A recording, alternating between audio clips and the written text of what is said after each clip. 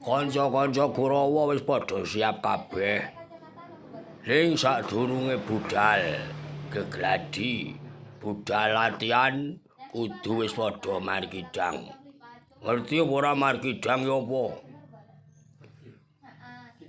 Kula bedhe kertos kula niki tasih murid enggal. Durmagati. Markidang kuwi maksude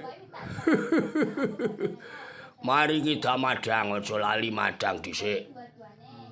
Sarunge makaro sadurunge berlatih engko latihane rada berat.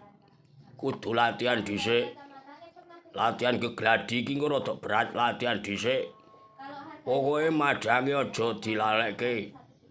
Nah salah busu aja lali. Napa menika nah salah busu? Nah salah busu ki nasi, buah, sayur lan susu. Wis padha ngerti nang kene?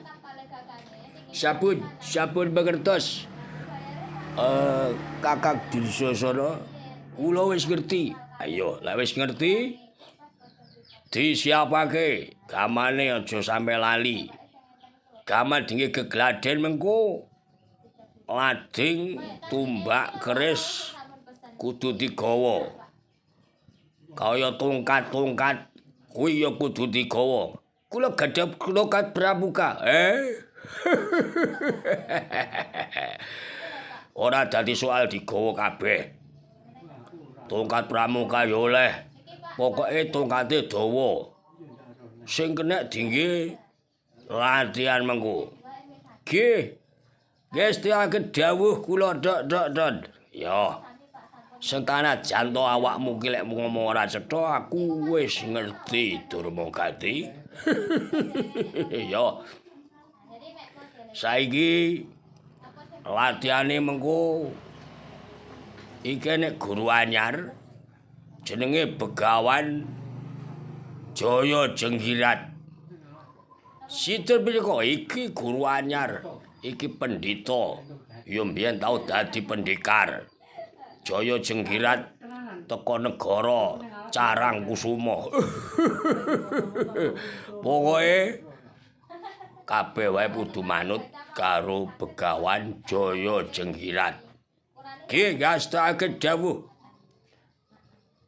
Citraksi wis siap? Sampun, kula sampun siap. Yo. Kartomarma, Kartosumeja, Surtayu wis padha siap. Sampun siap kula. Ya wis. Yen wis padha siap ning aja lali. Sajroning gegladen ora oleh njegigis, ora oleh guyon. Lek saiki ora apa-apa guyon-guyon ngono apa sing tok guyokake saiki oleh. Ning mengko lek pas waktu gegladen awakmu ora oleh. Ora oleh guyon ya. Nggih, ngestake dawuh. Sing penting semangat. Pokoke ora oleh luliyo, ora oleh ngledoh, ora oleh. Pokoke kuwi kudu semangat. Ya. Aku iki mertitisake karo awakmu Durmagati. Sliramu mengko kudu dadi peminewe bocah-bocah adi-adimu iso dadi gawe conto. Ngerti ra? Nggih, ngastake dawuh kula mangke dadi contonipun para sata Kurawa.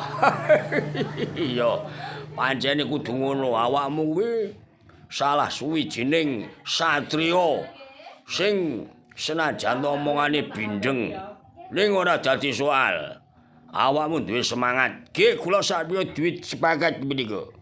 Mboten sampun kuwatir menika Kakang Dursasana. Menika anak-anak sata Kurawa mriki kula latih kula gawe tertib. Demi tertib, demi aman dan demi sukses. Yo, kata-kata apik.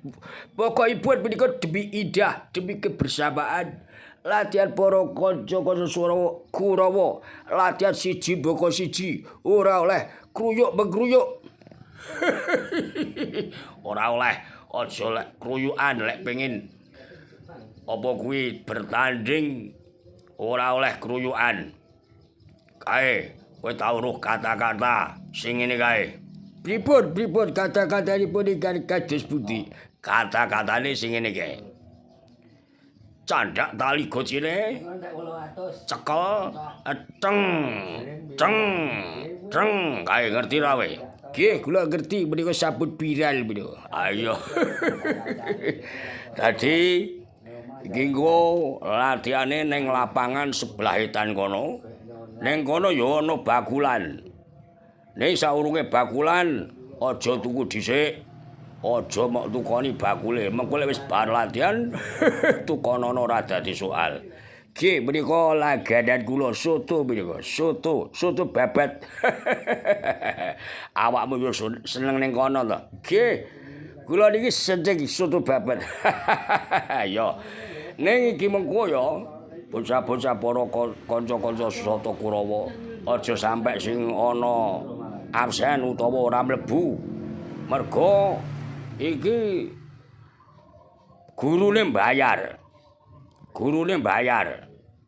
Ngerti ora? Nggih, ora gratisan. Dadi awakmu kabeh mengko kudu kon teka. 100 cacahe bocah-bocah Kurawa sak anak-anake dilatih ben ora klentrak-klentruk gen duwe semangat. Nggih, kestake dawuh sing penting kula menika pokoke bagas sumangat ngoten lho, anu Kakang Dursasana. Ayo. Aku ngerti yen awakmu kuwi semangate gedhe. Nggih. Awakmu prayojek duwe sual sing kombor kae. Tasih gadah, tasih duwe kula. Kula mimpi bener. Wes, sing penting klambine sing kombor. Klambi kombor, nggih kula duwe klambi rada longgar menika. Ayo. Sing tas lekmu tuku nang online kae. Nggih, tasih wonten menika. Ayo. Dadi mengko lek klambine kombor kuwi kringete iso ora nemplek ning sak jroning klambi. Nggih, matur suwun. Ayo. Ning aja lali. Kuwi mang welingku sing awal mang aja sampe lali. Mangan dhisik. Saurunge latihan kudu mangan. Bar latihan ya kudu mangan, ning aja akeh-akeh. Yen akeh-akeh wetengmu delokan kuwi, wetengmu kaya ngono ki jan ngisi-ngisini pelatih engko. Nggih, kula kantos. Lah Paman Daryo Suman niki kok mboten teka niki kados pundi menika? Engko dilungkas teko. Lah kae mlaku srene kae. Sik dirungokne dimidhangetake mengko Paman Sengkuni sing ngomong. Paman Sengkuni selaku Pade Kurawa mengko gen ngomong apa sing arep diomongake. Ngerti ora cah-cah? Nggih ngerti kula. Lah yo yen mangkono ayo kae dinteni dhisik.